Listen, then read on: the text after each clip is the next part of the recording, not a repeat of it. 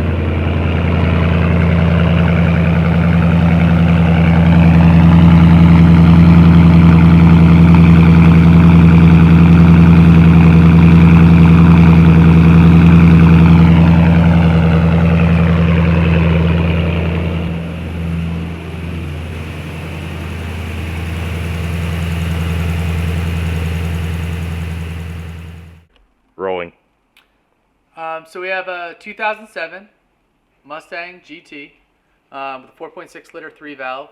We're going to go over the installation of the Edelbrock E4 Supercharger 15800. It doesn't come with the programmer. We're going to use HP tuners. We're going to have Jeff at Evans Tuning do the tuning. And we're going to go through some of the stuff that the kit comes with, some of the stuff the kit doesn't come with, and some of the stuff that you might want to order before you get it. So first thing we did was we unpacked the box and we went through the checklist, checked through everything, and then we decided, as the customer and the shop decided, we should do drive shaft, fuel pump also. We went to a Deutschwerks for 100 LPH fuel pump. Some of the other stuff you might need is, it doesn't come with one of the idler pulleys. It doesn't come with a new tensioner. We replaced the tensioner just so those two things were brand new. Doesn't come with a new thermostat.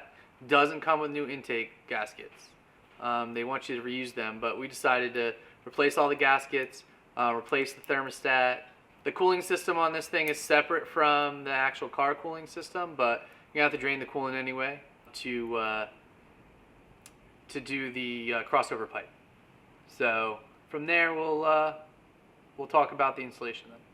Okay, so Edelbrock does a really cool thing. They give you the manual in a 3-ring binder. It's for both the 1580 and the 1585. When you go through the installation, you know, what we did first was we read the whole thing real quick to make sure everything was in there. And we knew what had to come off, what had to be drained, stuff like that. First things we did was we took the hood off, took the front bumper off, and then from there we drained the coolant system, and then we started taking the engine apart, the intake manifold off. This has a cold air intake already in it, so what we did was we pulled the cold air off, pulled the intake manifold, pulled all the plugs on the injectors, pulled the fuel rails. There's some electrical plugs that have to come off. Your alternator has to come out, because obviously your alternator is going to be right here where the supercharger pulley is. And now the alternator is here, and it's in reverse direction. It comes with all the bracketry and hardware for that. We have new covers for everything, so after we get everything wired in, zip tied, all your breathers for your valve covers are replaced with new lines. The injector and fuel rails, they come with new injectors. They give you injectors for the system. They give you spark plugs. Another thing you got to remember about these spark plugs, they're the ones that are a little bit of a pain to get out of the head, so make sure when you're starting to take everything apart that you guys lubricate the holes for the spark plugs so you can get them out, so they get stuck in there pretty good. From there, it's just putting the new basically it's a new intake manifold at this point. We're replacing the intake manifold. We also have to run a separate coolant system. So on this thing, we have a reservoir that's going to be on the passenger side that gets put in, and then they have lines that come off of there. It comes down, and then there's a pump, a water pump that's going to be in the front right of the vehicle, and then from that pump it goes through their front radiator or intercooler, and then it comes out of the other side, comes all the way back up and goes to the actual intercooler for the supercharger. So it has its own coolant system. It keeps flowing, you know, rotating that. You don't have to worry about anything getting in there from the engine, from the coolant system in the engine. It's separate. You're going to reuse some of the stuff gets reused. All new heater core hoses get replaced because everything's going to be different with this crossover pipe that we put in. And then from there, it's pretty much just turnkey at that point. And then you're going to have some extensions. So now that the alternator's over here, you have a temperature and map sensor that's actually built into the screwed directly into the supercharger. That has an extension for that. And your mass airflow sensor has a new plug also. Splits off of there. And they have some extensions for your throttle body with your TPMS and your ETC. So if you do have a cold air intake though, this is a 3-inch elbow. Some of them are 4-inch, some of them are, this elbow is 3.5 inches. This is actually the right size. This cold air intake was fine. This mass airflow sensor adapter was fine for this one. But in some cases you're not going to have that. So make sure you're either using the factory intake, or if you do have a cold air in your in your Mustang already, make sure that you're able to adapt to that, because if you don't, you're going to have to get the one from Edelbrock. It has to have a short runner on it so that you can put it a filter and stuff in there. So other than that, it's pretty straightforward. And after cranking it for a couple seconds, start it right up, let it warm up, let the coolant breather basically get all the air out of the system, and everything seemed to be running perfect. So